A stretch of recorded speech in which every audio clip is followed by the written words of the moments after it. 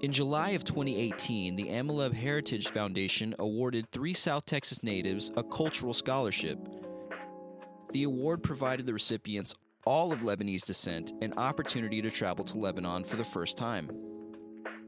The intention of the scholarship was to offer an opportunity for the recipients to visit the Middle East, experience the culture, and possibly revisit the lands of their family's origins. The scholarship recipients were Edmund, Rebecca, and myself. And this is our trip to Lebanon.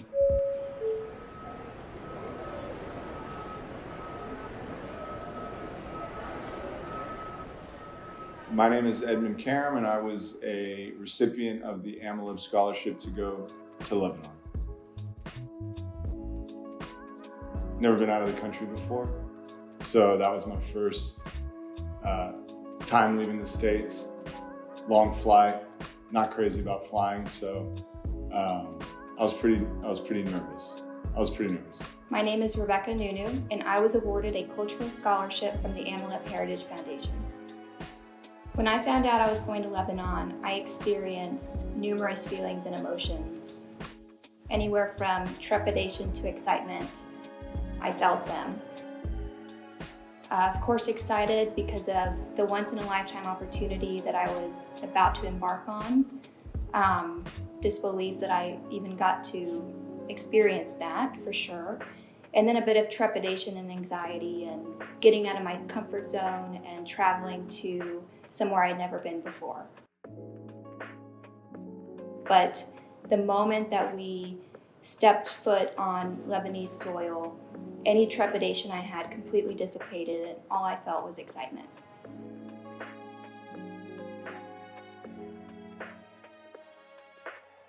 They say you don't really know a person until you've seen them traveling. And while Rebecca was content to explore her surroundings, it appeared that Edmund had other plans.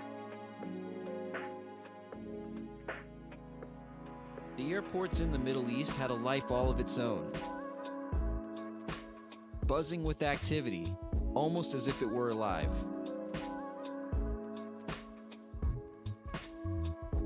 Spirits were high, and everyone was excited when we landed. After what felt like days, we finally made it off the plane, made our way through the airport, and met up with Father Charles, who was waiting for us and had flown there himself all the way from San Antonio. And once we got our bearings straight, the group, together, stepped out of the airport onto Lebanese soil towards the bus that would drive us the 2 hours to where we were staying.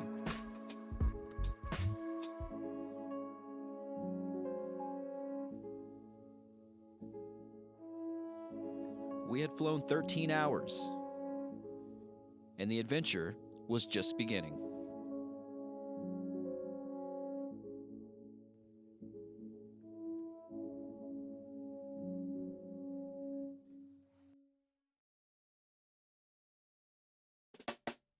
Early the next morning, we found ourselves back on the bus, driving through Lebanon on our way to our first destination. We didn't know what to expect, but one thing became clear pretty fast. The bus would become our second home.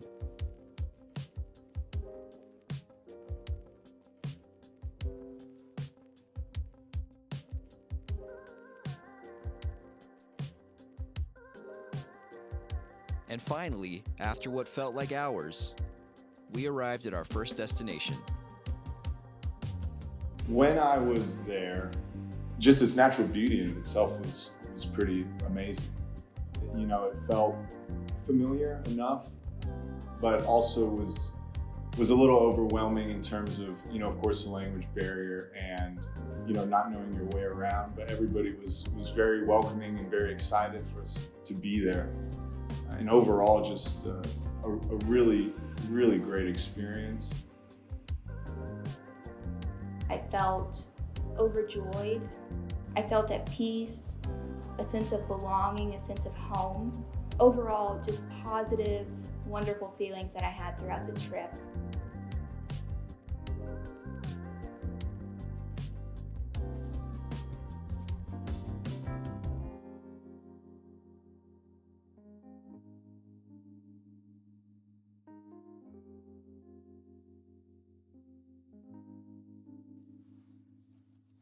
For our first meal together in Lebanon, we were brought to a restaurant that opened up the patio and gave us a full dining experience.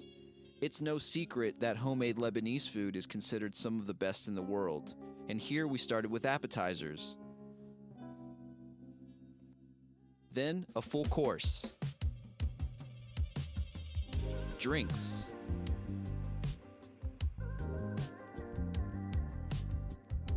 Fresh fruit, which then led to coffee, and then more drinks.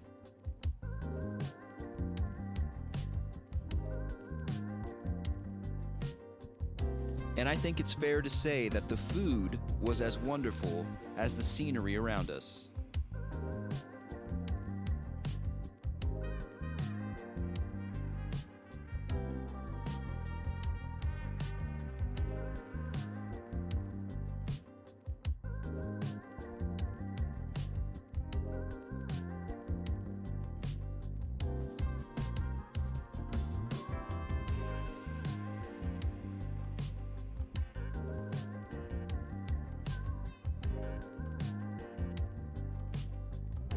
At the end of the long day, we made our way back to the bus, where we would be introduced to a very important figure in our trip. This is our bus driver, and his name is Tony. Tony, our bus driver. He was such a character. He was so fun. He was dancing. I'm dying! A wild man, but he was a cowboy. Oh, Tony. What a guy. Such a kind man. A normal trip with Tony would go something like this. We'd be driving through the countryside of Lebanon, when suddenly Tony would stop to ask a merchant some questions about pecans.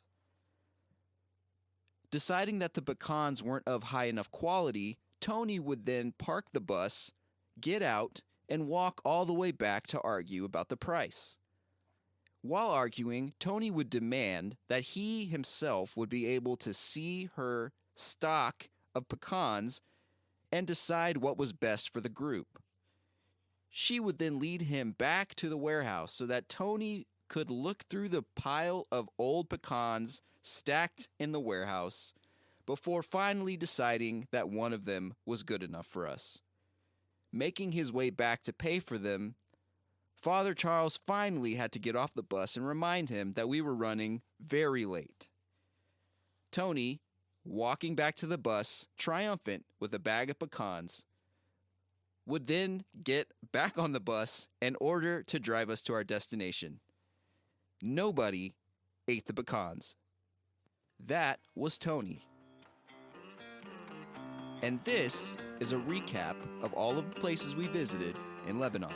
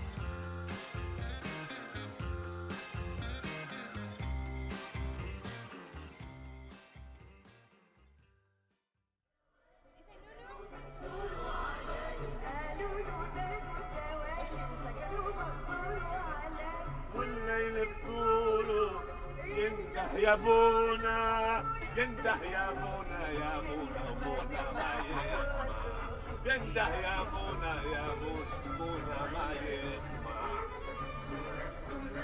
يا عيني شو دلالولو وقف على الباب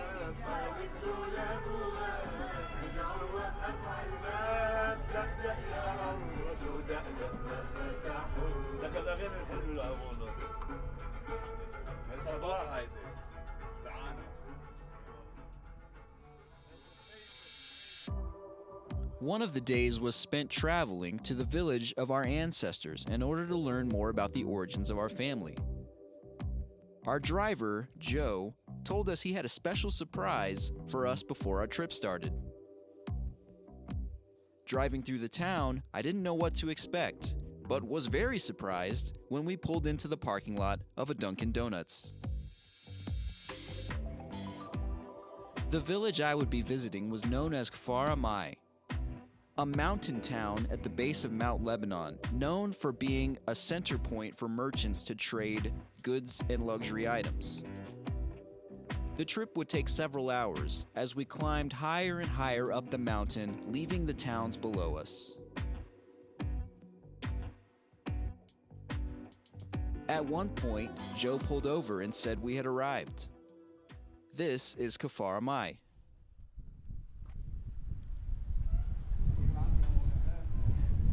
In the town, we were met by my cousin George, and he brought us to his house in order to introduce us to the members of the family.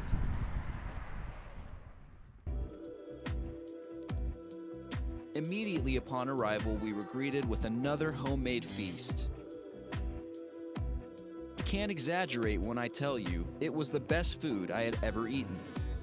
George took us on a trip through the village, and we talked about the history of the family and learned more about the history of our name and the origins of where we had come from. The town had gone through many hardships, including several civil wars, but the family never abandoned the home that they loved.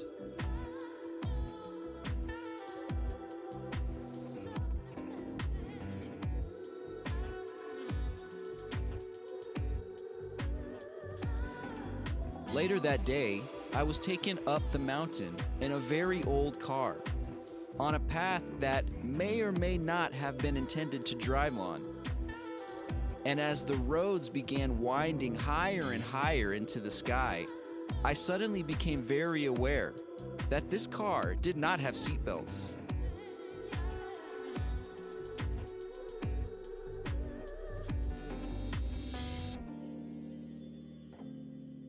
But finally, we arrived at the land that the family had held on to for many years. The family explained how much time they had spent there, including when the village was destroyed in the war and they had nowhere else to go. And so they built a shack in order to live and rebuild the town.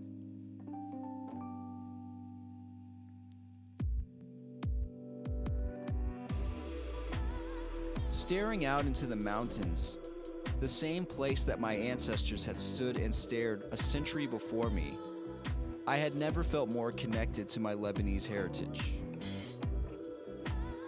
The feeling of being with my family on this sacred land is something that I'll never be able to truly explain. But I knew from that moment on, the village of Kfar Amai would have a place in my heart forever.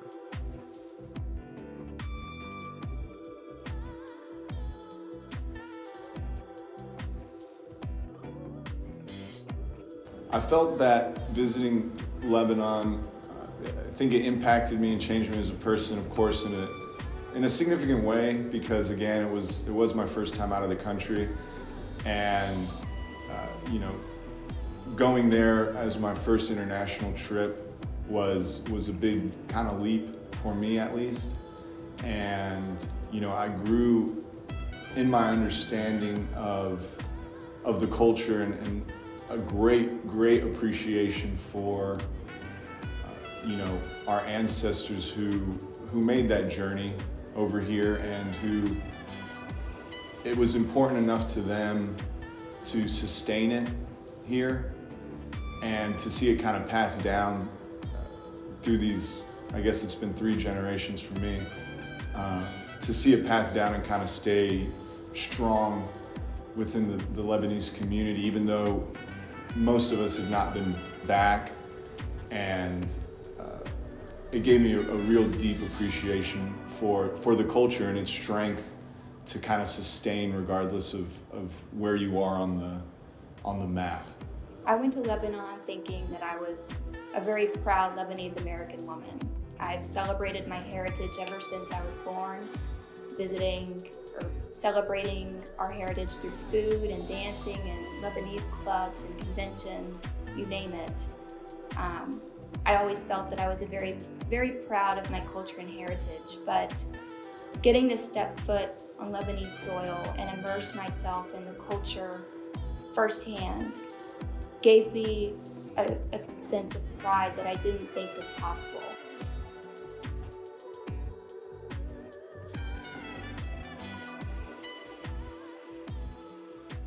The videos, man. You know? You're wasting my time. My time. Precious. Tony wants to have a cigarette, leave him alone. Time is money, buddy. Don't tell me to blah blah blah blah blah blah. Don't tell me no. You know I'm not gonna put you on a video. Wait. Even though our time in Lebanon was short, the memories that we've taken with us will last a lifetime and be passed down to our own children in order to continue the legacy of the Lebanese community in South Texas. And so, on behalf of all the recipients of the Ameleb Heritage Foundation's Cultural Scholarship, thank you for watching, and we hope you enjoyed our trip to Lebanon. فنادى حاج وجهك